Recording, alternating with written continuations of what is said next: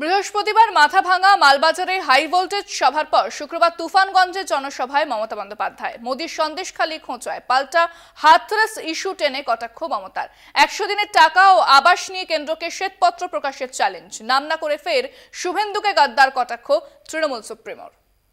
BJP ही है जो यहां माताओं बहनों पर होने वाले अत्याचार को रोक सकती है। पूरे बंगाल ने, पूरे देश ने देखा है कि कैसे टीएमसी सरकार ने संदेश खाली के गुनहगारों को बचाने के लिए पूरी ताकत लगा दी। বৃহস্পতিবার কোচবিহারে ছিল মোদি মমতার হাই ভোল্টেজ 2 সভা। রাসমালা ময়দান থেকে সন্দেশখালী নিয়ে রাজ্য সরকারকে তীব্র আক্রমণ করেন মোদি। জবাব দিলেন মুখ্যমন্ত্রী মমতা বন্দ্যোপাধ্যায়। সন্দেশখালী সিঙ্গুরও নয়, নন্দীগ্রামও নয়, হাতরাসে যে মেয়েদের পুড়িয়ে হত্যা করা হয়েছে, নরেন্দ্র মোদি কবর গেছো, কবর তোমার পার্টি গেছে, কবর বিচার করেছো, বিলকিসকে পুড়িয়ে মেরেছো, কবর বিচার করেছো, সাক্ষী কুস্তি লড়াই করতো, মেয়েটা পদ্মশ্রী ফিরিয়ে দিয়েছে, লজ্জা করে না? বাংলার বঞ্চনা নিয়ে নির্বাচনে সরব তৃণমূল। 100 দিনের টাকা থেকে আবাসের ঘর, কেন্দ্রকে চ্যালেঞ্জ মমতার, শ্বেতপত্র প্রকাশের হুঙ্কার, বিজেপি শাসিত রাজ্যের রিপোর্ট প্রকাশের দাবি। আমি একটাই চ্যালেঞ্জ, এই যে বাড়িগুলো ভেঙে গেল, 6 লক্ষ বাড়ি এই 11 লক্ষ বাড়ির লিস্টে ছিল, কেন করতে দাওনি 3 বছর? তুমি বলছো দুর্নীতি হয়েছে, শ্বেতপত্র প্রকাশ করো, চ্যালেঞ্জ করে যাচ্ছি। হাইকোর্টের পদত্যাগী বিচারপতি তমলুকের বিজেপি প্রার্থী অভিজিৎ গঙ্গোপাধ্যায়কেও নিশানা করেন মমতা। শিক্ষা দুর্নীতির তদন্তের নিরপেক্ষতা নিয়ে প্রশ্ন তোলেন তিনি। এমনকি কোর্টকেও অনেক সময় ম্যানেজ করে নেয়।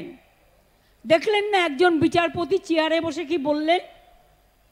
এবং তারপরে তৃণমূল কংগ্রেসকে গালাগালি দিয়ে বেড়াচ্ছে। আমি ওনার বিরুদ্ধে ছাত্র নেতাকে প্রার্থী করেছি, দেবাংশুকে, দেবাংশু ছুটিয়ে বেড়া। এদিন মঞ্চ থেকে ফের নাম না করে শুভেন্দুকে কটাক্ষ তৃণমূল সুপ্রিমোর। গদ্দাররা কি দুর্নীতিবাজ নয়? আক্রমণ মমতার। কলকাতা টিভি।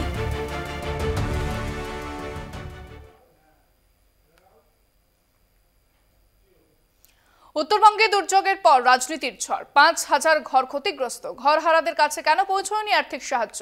কেন আটকে ক্ষতিপূরণ? প্রশ্ন মমতার। কমিশনের কাছে চিঠি লিখে দ্রুত পদক্ষেপের আর্জি মুখ্যমন্ত্রীর। টাকাটা আছে, আপনারা পারমিশনটা শুধু দিন। টাকাটা আমি হাতে করে দেব না, আমার পার্টিও দেবে না, প্রশাসন টাকাটা দিয়ে আসবে। এতে বিজেপির আপত্তি কোথায়? বিপদে থাকে না, দুর্যোগে থাকে না। কয়েক মিনিটের বিধ্বংসী ঝড়ে তছনছ জলপাইগুড়ি, আলিপুরদুয়ার ও কোচবিহারের সীমানা লাগোয়া বেশ কিছু এলাকা। রাতেই পৌঁছন মুখ্যমন্ত্রী মমতা বন্দ্যোপাধ্যায়। জলপাইগুড়ি, কোচবিহার ও আলিপুরদুয়ারে ছোট বড় মিলিয়ে মোট 5000 বাড়ি ক্ষতিগ্রস্ত। ক্ষতির মুখে চাষের জমি। মুখ্যমন্ত্রীর অভিযোগ, আবাস প্রকল্পের সাহায্য পেলে তাদের এত বড় ক্ষতির মুখে পড়তে হতো না। দুর্যোগের পাশে দাঁড়িয়ে জলপাইগুড়ি, আলিপুরদুয়ার এবং কোচবিহারের বর্ডার আমি নিজে পরিদর্শন করি এবং তাদের যা রিলিফ দেয়ার আমরা সবটাই দিই। আমার যেটা এখন বাকি আছে সেটা হচ্ছে ঘরগুলো তৈরি করে দেওয়া। কিন্তু কেন আটকে ক্ষতিপূরণের টাকা? প্রশাসন কি বলছে? আমার যেটা এখন বাকি আছে সেটা হচ্ছে ঘরগুলো তৈরি করে দেওয়া।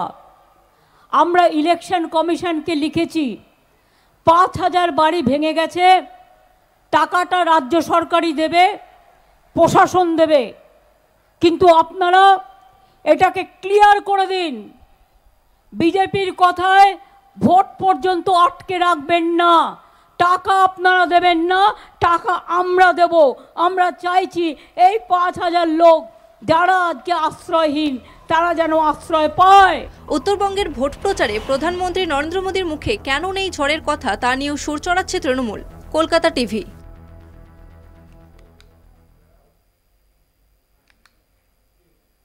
19 এপ্রিল রাজ্যে প্রথম দফার ভোট। কেন ওই দিনই প্রথম দফার ভোট ঠিক করেছে কমিশন? নেপথ্যে গোলমাল পাকানোর ষড়যন্ত্র। তুফানগঞ্জের জনসভা থেকে বিজেপিকে হুঁশিয়ারি মমতা বন্দ্যোপাধ্যায়। 19 এপ্রিল কোচবিহার, জলপাইগুড়ি এবং আলিপুরদুয়ারে প্রথম দফার নির্বাচন। কেন 19 এপ্রিলই রাজ্যে প্রথম দফার ভোট, তা নিয়েও রাজনৈতিক ষড়যন্ত্রের গন্ধ পাচ্ছেন মুখ্যমন্ত্রী মমতা বন্দ্যোপাধ্যায়। আমি সবার জন্য ছিলাম, আছি এবং থাকবো। শুধু আপনাদের কাছে একটাই অনুরোধ, কোনো দাঙ্গা করতে দেবেন না। ঈদ, চড়ক, পয়লা বৈশাখ, রামনবমী, পরপর উৎসবের তারিখ। 17 এপ্রিল রামনবমী। গত বছর 30 মার্চ এই রামনবমীর মিছিলকে কেন্দ্র করে অগ্নিগর্ভ হয়ে ওঠে হাওড়া, শিবপুর, হুগলির রিষড়া। যে অশান্তির ঘটনায় আদালতের নির্দেশে এনআইএ তদন্ত হয়। এবারও ভোটের মুখে অশান্তির আশঙ্কা প্রশাসনের। 19 তারিখে প্রথম ভোট রেখেছে কেন জানেন? অন্নপূর্ণা পুজো আছে 15 তারিখ, আমরা সবাই করি যে পারে। অন্নপূর্ণা মা তো দাঙ্গা করতে বলেনি। 16 তারিখে অষ্টমী, আর রামনবমী, ওটাকে রামনবমী বলে, রামনবমী বলি, সেটা হচ্ছে 17 তারিখে। ভোটের আগে দাঙ্গা বাঁধানোর খেলা।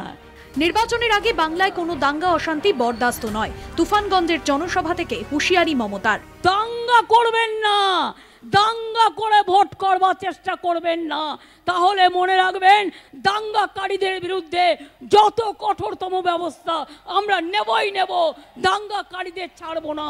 এনআইএ অফিসারদের সঙ্গে বিজেপি নেতার বৈঠক নিয়েও প্রশ্ন তুলেছেন মমতা বন্দ্যোপাধ্যায়। রামনবমী নিয়ে একটা নিজেরাই দাঙ্গা করলো, তাতে এনআইএ-কে পাঠিয়ে দিয়েছে। আমার কাছে ডকুমেন্ট আছে, বিজেপির নেতা জিতেন তিওয়ারি এনআইএ এসপির সাথে মিটিং করছে, আমরা তার কমপ্লেন পাঠিয়েছি, মনে রাখবেন। ভারতীয় জনতা পার্টি দেশের যে আইন, সে আইন মেনে কাজ করে। আমরা ভারতীয় জনতা পার্টি একনিষ্ঠ কর্মী, আমরা দেশের আইন সেটা মেনে কাজ করি। যেহেতু তৃণমূল কংগ্রেস ছেড়ে দিয়েছি, তাই এখন বদনাম করার একটা প্রচেষ্টা চালানো হচ্ছে না। আমি বলছি তো সেই ডকুমেন্ট জনসমক্ষে নিয়ে আসুন না, আমি বলছি না। মায়েরা দিচ্ছে শঙ্খধ্বনি, উলুধ্বনি, ভাইরা দিন তালি। আর আগামী 19 তারিখে বিজেপির ভোট বাক্স করে দিন খালি। কলকাতা টিভি।